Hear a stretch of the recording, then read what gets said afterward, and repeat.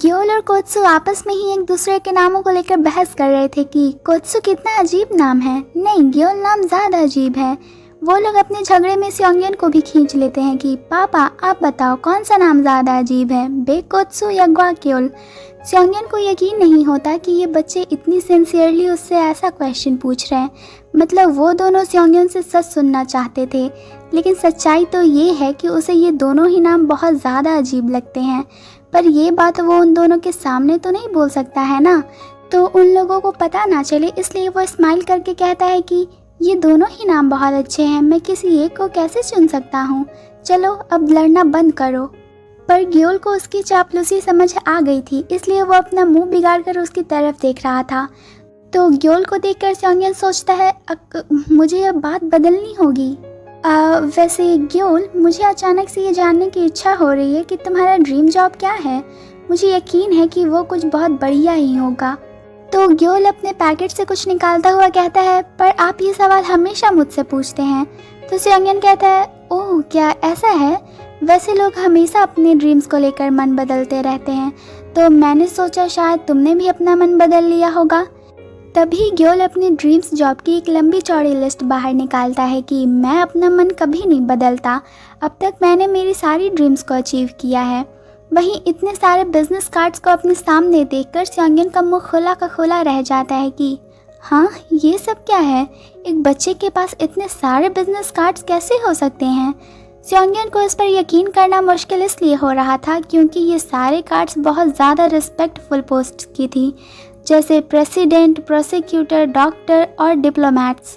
Gyeol स्योंगयन के face को अपनी तरफ करता है और प्राउडली कहता है, मैं अभी से ही ये सब की तैयारी कर रहा हूँ ताकि मैं अपने ओमेगा फादर यानी आपकी देखभाल करने के काबिल बन पाऊँ पापा।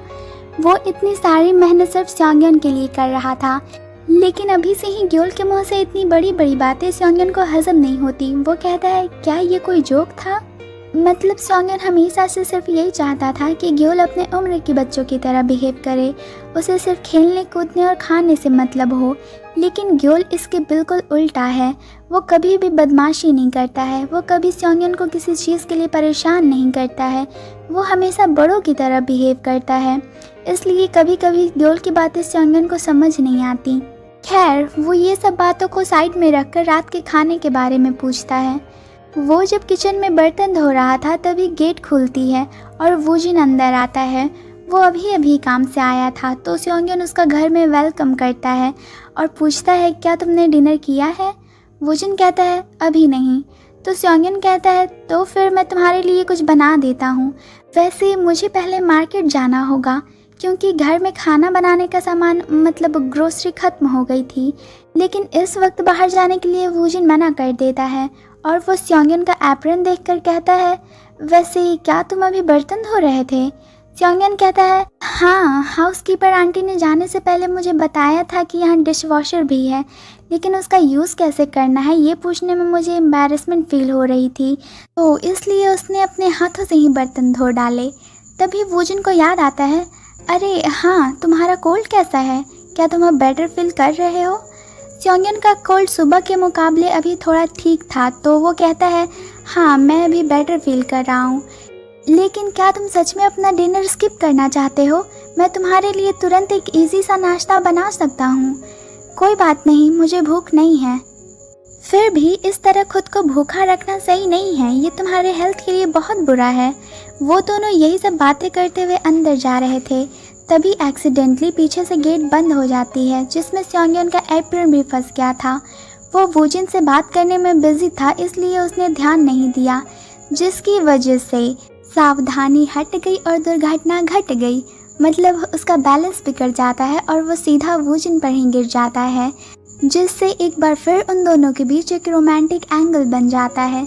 स्योंगयन को अब समझ नहीं आता कि वो अब वूजिन को देखे या अपना चिल्लाना कंटिन्यू रखे। और इधर अपने पापा का चिल्लाना सुनकर ग्योल भी अंदर आ रहा था कि पापा ये कैसी आवाज़ थी। तभी स्योंगयन और ज़ोर से चिल्लाता है, जिससे ग्वाक्योल का मुंह आँख सब बंद हो जाता है। स्योंगयन नहीं चाहता था कि ग्योल उसे ऐसी हालत में देखे, मतलब वो वूजिन के साथ अभी कितनी एम्बैरेसिंग सिचुएशन में है, और अगर इसी हालत में ग्योल ने उसे देख लिया तो वो क्या सोचेगा। वो जल्दी से वोजिन से दूर होकर ग्योल से नॉर्मली बातें करने लगता है कि ग्योल क्या हुआ। लेकिन अब इस सब के लिए बहुत देर हो चुकी थी क्योंकि ग्योल ने सब कुछ देख लिया था। उसका फेस पूरा ग्लूमी हो गया था। वो वोजिन को बहुत डरावने तरीके से देखता है। उसका बैकग्राउंड और ज़्यादा डार्क हो गया था। वो अब बहुत ज़्यादा गुस्से में कहता है कि पापा, अब मैंने अपना माइंड चेंज कर लिया है। अब मेरा लक्ष्य है कि मुझे आपके साथ रहना है और आपको ख़तरनाक लोगों से प्रोटेक्ट करना है। ग्योल इनडायरेक्टली ये सब बातें वोजिन को सुना रहा था। वो फिर स्योंगयन को वहाँ से खींच कर ले जाने लगता है कि चलिए अब सोने का टाइम हो गया है। तो स्योंगयन भी उसके साथ चला जाता है और पीछे रह जाता है सिर्फ वोजिन। उसके मन में अभी लड्डू फूट रहे थे।